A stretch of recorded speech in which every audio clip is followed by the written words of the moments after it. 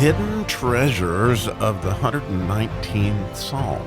So we are going on a treasure hunt, and the gold we are seeking in this treasure hunt is actually the face of God, pure light. So join us taking this deep dive mining with King David in the 119th Psalm.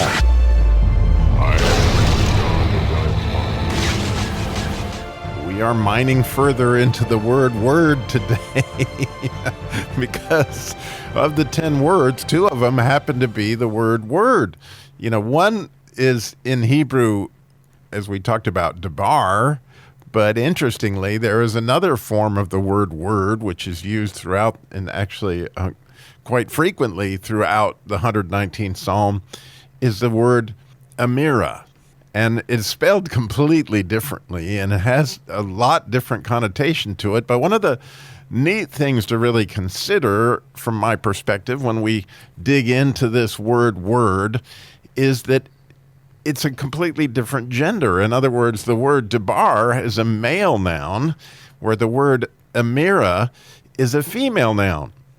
And when you think about the milk of the word, then you begin to get a sense of, wow, God is truly genderful. And so when he gives words, there are words that are male and there's words that are female. So what's really cool is when you see, like in the 8 verses of the letter bet, they use that word 3 different times, the way it's translated in English.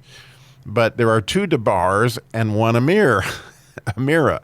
So what's the difference? Well, it's interesting that, you may be very familiar with that, I've hidden thy word in my heart that I might not sin against thee. That's the Imirah word. The second one, the one we're talking about today, the female word, where it says that I have delighted in your statutes, therefore I will not forget your word. That's the debar word. That's the more of a command, the more of a male word. And so when you look at these 2 different things throughout the psalm, it's a beautiful thing to see.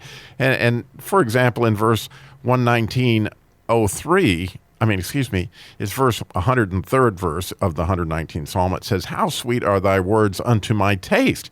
Yeah, sweeter than honey." Well, you might guess that that's the word Imirah, rather than the debar. And so as we study this, it's a beautiful thing to take a look at these 2 ways that words are expressed, but more also for today's, mining expedition. I just want you to think with me about how cool is it that your mother has words that you remember. I'm hoping you had a good mom, but at least a female caregiver of some kind, that you got words from her that certainly have been hidden down in your heart, that you wouldn't sin against God, or God's provided them some way.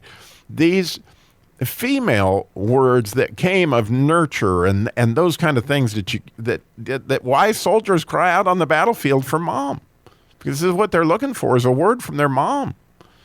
Well, this is reflected throughout the psalm, but also there's times that we have words that are words that our Father gave us, words that we live by. And so, it's really neat for me to see how genderful God really is and how he meets our needs in so many different ways.